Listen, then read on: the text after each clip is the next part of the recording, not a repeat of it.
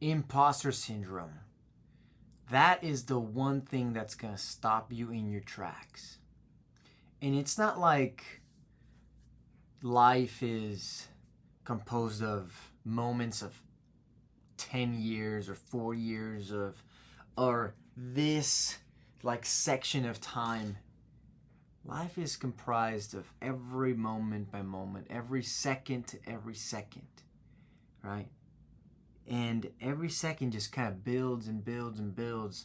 And then it comes to a point where, boom, you reach your threshold and you can't take any more suffering. You can't take any more stress. The anxiety gets too high and you eject. And you get to that point whenever you're not thinking rational anymore.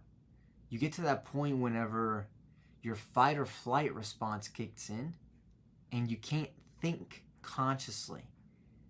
The only thing that happens is you confuse the feeling that you have, right? As the ejection, that thought, you confuse that as for clarity. And that's not clarity. You think that you're having a rational thought because you are trying to escape this discomfort. But in reality, you're confirming that you don't actually believe what you are trying to do and accomplish.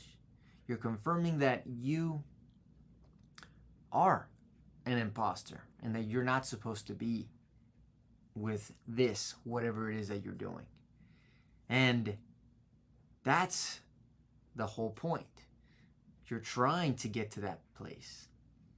You're trying to reach your threshold of whenever the body says or the mind says, this isn't for you, right? Because what do you do in that moment? Do you eject? Because it's 1 second in which that happens. It only happens instantly, where you say, I'm fucking out of here. I'm done. This isn't for me. Not for me, right? And so when you get there, what do you do? How do you respond? Do you breathe? Do you look at the problem objectively? Or you say, the hell with this? And that's the underlying imposter syndrome that you have to battle. Because, yeah, we have limiting beliefs. You have these beliefs that stop you in your tracks. But it's how you respond to them that are going to determine if you succeed in what you're doing. And so, imposter syndrome is really nothing just a impulse to eject an uncomfortable situation. Just like whenever you get in, that's why I love doing ice baths, because I get in there and every time I'm in there I get a panic, right? It always comes, right? And you have to, it's always gonna come. It's always gonna come.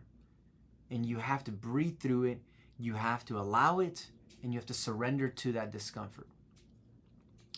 And it's so therapeutic because you're training your mind, you're training the body to remain calm in a stressful situation. So I highly recommend it. But I was just listening to David Goggins and he was talking about Hell Week. And like being in the surf with like 6-foot waves, super cold, sandy, like hours on end just getting hit by the waves, and they're trying to break you. Like that's what they're trying to do. Like what is your threshold of stress in these situations, right? And it becomes mental, right? All of this is mental. All of this is mindset.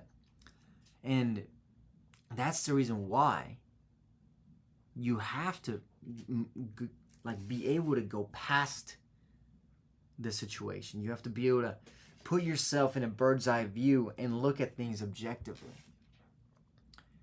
Because if you can't, and if you allow your emotions, you allow your impulses to get ahead of you, then you're going to make irrational decisions, confused as clarity. And that's not what you want. Because nobody got to where they wanted to be in life by making impulsive decisions.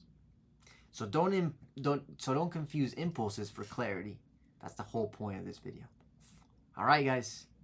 Let's fucking make it happen. It's the beginning of the week. Let's do it. Let's get rid of that imposter syndrome together, because I struggle with it as well.